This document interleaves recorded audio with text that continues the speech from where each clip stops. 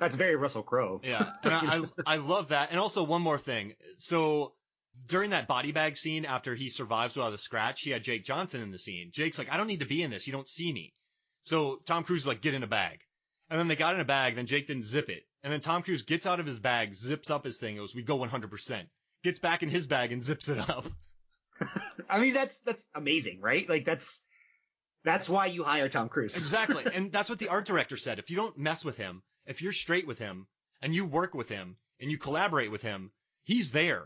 That's why I've worked on so many sets, and I've seen directors who aren't there. But when you get James Cameron, who people hate, or like they say he's terrible to work with, but they're there.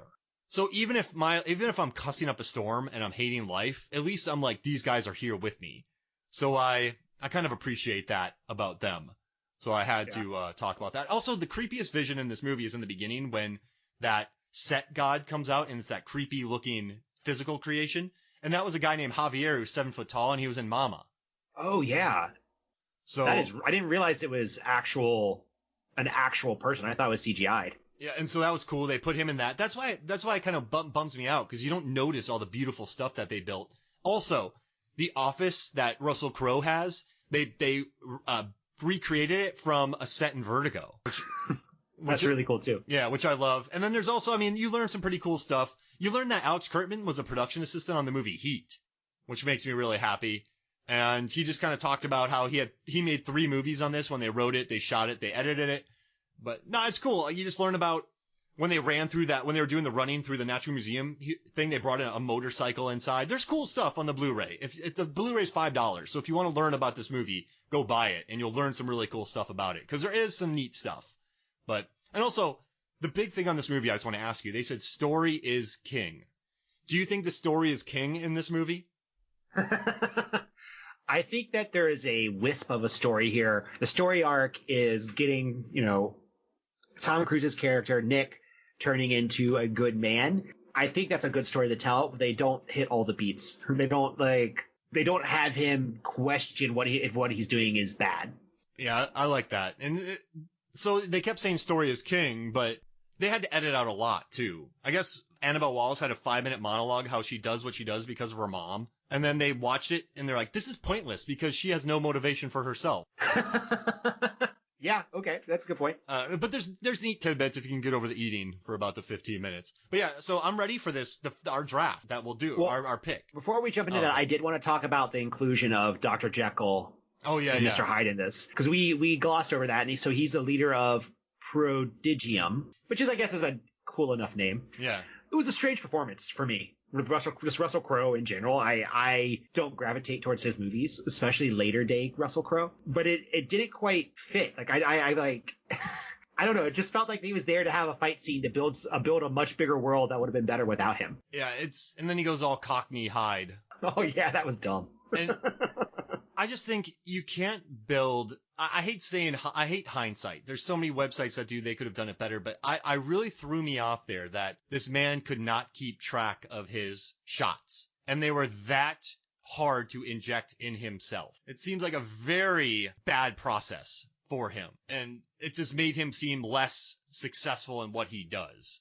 So, yeah. I don't know. It felt, I wasn't, yeah. I mean, it happened so quick and you're out of there, but I don't know if it was needed. Well, I kept thinking, like, people with diabetes know how to do this. Why can't he figure it out? And then I was thinking, I don't know what I was thinking. I was very, very much not into Russell Crowe, frankly. It grinds down to a halt a little bit when he's in this movie. Yeah, because it felt like there was just a fight scene to have a fight scene. And once again, Nick gets smacked around pretty easily. And gets a weird rib thing. Oh, yeah. Oh, it hurts so much when you're looking at it, though.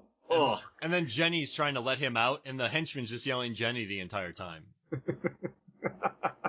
I haven't heard someone yell Jenny this much since Forrest Gump. Yeah, oh, no, you're right. And at the end, he's going, Jenny, Jenny, Jenny, oh, Jenny. I'm like, geez Louise. She's good, though. Okay. I like her. I like her a lot in this, though. And hey, wait, that leads us into our picks, right? Our draft. It does. All right. Yeah. So there's a scene in this movie where we find out that Jenny and Nick slept together in Baghdad. And when they slept together for either 2 hours or 15 minutes, I'm not sure, 15 seconds, I'm not sure how long, he stole a map from her. And I like the way she is, though. She's like, I don't care. I'm going to tell him anyway. You stole from me. I dug that part about her character, but she decks him in the face with the slap. And so you messaged me and said, hey, let's do a slap draft. Yes, absolutely. And I would say there are more slaps than that in this film. Nick gets slapped constantly because it's not just like a normal slap like you see, but there's overhand slaps, underhand slaps, backhanded slaps. He's just wrecked through this movie. He's a slapping fool. Yeah, he does get backhanded a lot too. Yeah. Oh, that's great. All right. So do you mind if I kick us off? Go ahead. All right. So in the movie Airplane. So during the research of this, I learned that people want to stop having women slap men in movies because it's a form of abuse. I read that. There's a bunch of articles about that. Like people are complaining about the When Harry Met Sally scene where she just slaps him in the face. That's a good point that I didn't think about to this very moment. I mean, yeah. I guess we don't have to tackle it, but if you type online like women slapping men in film, a lot of women have stopped writing that in their films because like that scene, everyone brings up When Harry Met Sally of him just getting decked because he's not understanding what she's saying. And I get the humor of it, but yeah, people are really against that now. I picked mostly movies that are humorous, to be honest. Yeah, that's why I did. Airplane was on my list. Because everyone just starts slapping the lady. And that's why I had to do it. Because it's just type in Airplane slap.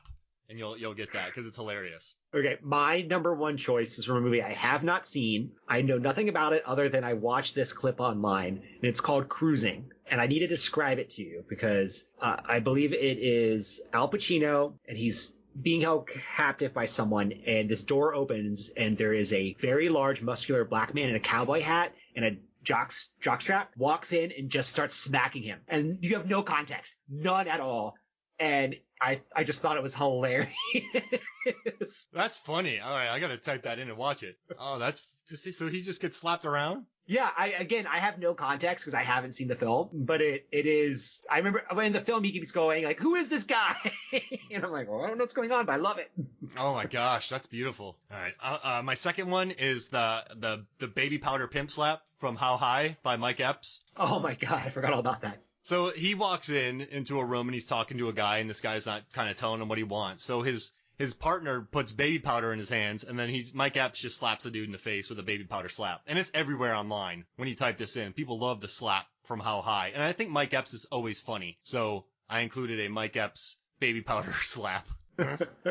My number two is the Naked Gun from the first one. And that is when the main character catches the two hands and then a third hand slaps him, and it's great. Oh, that's making it into the top 5. Oh my gosh, that's hilarious. He catches both of them. Yeah, it's so good. I'm gonna go. Oh man, this is tough. There's some iconic ones, and I have some extras that we probably won't use. But I guess I'll go with one of the most famous slaps ever, and this is in the Heat of the Night. Oh yeah. When Sidney Poitier slaps the guy in Mississippi, when he won't back down, he gets slapped and he strikes back. I mean, that's like that, and probably what Night of the Living Dead in the '60s were the biggest slaps ever. So that or just most publicized at the time.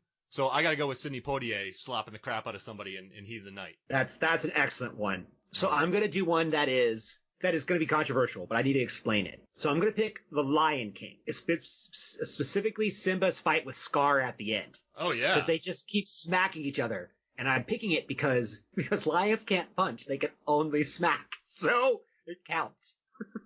And that you just brought up a very painful memory. I had the Lion King video game on Sega Genesis, and I would make it to the final. And I never knew how to defeat Scar, so I would just slap him around for 10 minutes, and I didn't know how to. He had no life bar, and what I found out is you have to go to the corner of a thing and flip him over your head, and I never learned that, so I would just hit him I would slap him for 10 minutes, and then I just quit, and I have to start the game over next time I played it. Never figured out how to do it. You just brought back painful childhood memories. But no, those are great. There's a ton of beautiful slaps there. Oh, I love it. Can my turn? Yeah. All right. Oh man, I have 3 beautiful options and I have 2 left. But I don't care. I'm going to say Robin Hood Men in Tights. When the sheriff of Rottingham slaps Carrie Ells with a leather glove, and then Carrie Ells pulls a knight, like a suit of armor hand, and slaps the sheriff of Rottingham with it. So good. And so I love that slap. That's a beautiful slap. So I'm gonna do that one. Oh, I forgot all about that one. I'm really glad you mentioned it. Okay. My number 4 is from Army of Darkness. Oh my gosh, yeah. When Ash is laying on the ground and getting smacked by the skeleton hands. It's so comical. Yeah. All right. That's beautiful. That's going to go too. You're on fire with this one. All right. So my next one, I have Kurt Russell slapping Billy Bob in Tombstone, but that's too serious. Like, that's great. It's a classic. It's in every list. But I'm going to say Mark Strong in a movie called Rock and Rolla, because I just recently watched it. Where he has a henchman smack a guy, but it's not a good enough smack. And he's like, you're not a boss. You don't have the boss smack. So then Mark Strong in his beautiful deep voice gets up and just shows how to proper smack somebody. And it's just a total boss move by an actor I love. So I'm going to say Mark Strong proper slapping somebody in Rock and Rolla. Yeah, the question is, will there ever be a Rock and Rolla 2? I would love it. Tom Hardy's in there, Jerry Butler, Idris Elba. Like, there's a great cast. Yeah, I've seen Rock and Rolla, and I don't remember much of it. Toby Kebbell's in it. I like it. All right. My number 5 is, again, more of a humorous one. And I don't think this is, like, one of the best slaps, but when I was doing my research for this draft, it's one that I chuckled at more than I think I should have. And that is from Pirates of the Caribbean, The Curse of the Black Pearl. Yes. It's when Jack gets slapped, I believe, twice, and then he turns around and smacks the person behind him. And I think that is really funny. Zoe Saldana, right, is the one who smacks him? I believe so. It's two women. He gets smacked, and then he spins around and smacks one of the dumb henchmen. Yeah, I love that smack. And he gets a good one from Zoe on the boat. Yeah. Oh, man. You got some fun. All right, so we have 10 total, and we're going to keep 5. I suggest that we keep Naked Gun and Army of Darkness. Okay. Yeah, that sounds great. I also think that Airplane is critical. Yeah. I know it has two of the same actors, but I think it's critical. All right, perfect. So we have Airplane, we have Naked Gun, and Army of Darkness. Yeah. I love your Robin Hood Men in Tights. Oh, yeah.